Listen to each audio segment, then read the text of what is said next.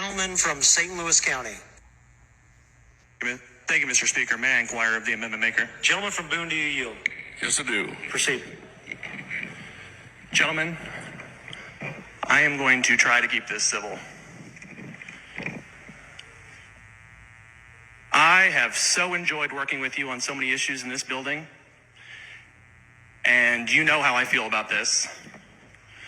And this is, just hold on a minute. Just hold on a minute. Yeah.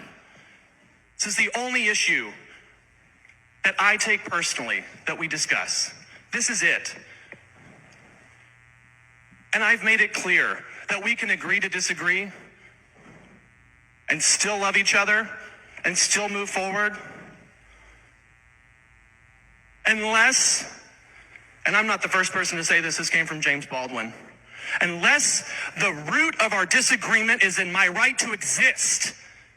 And that's what you're doing with this legislation. We can't move past that. We cannot agree to disagree on that. Do you remember your remarks on the floor last year when you brought this up? You'd have to give me a specific. I mean, I made a lot of remarks last year. So I recall a story you told about your brother. Okay. And I remember you said that your brother called, or that your mother called you, I believe, to tell you that your brother had some news that he was afraid to tell you. Okay. And your brother wanted to tell you that he was gay, didn't he? He was expressing that to the family, and he thought that we would hold that against him and not let my children be around him. Why do you think he thought that? I don't know. It never would have happened. I'll tell you that. My kids at that point in their life adored my brother. Can I tell you, if I were your brother, I would have been afraid to tell you too.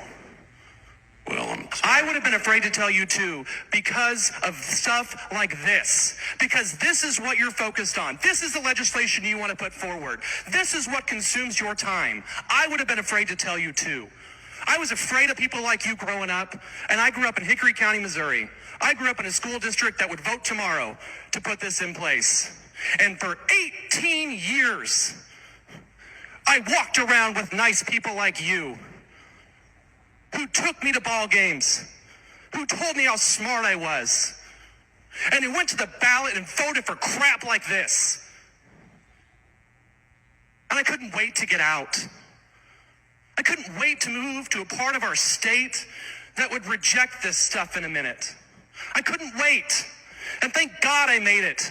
Thank God I made it out. And I think every day of the kids who are still there, who haven't made it out, who haven't escaped from this kind of bigotry.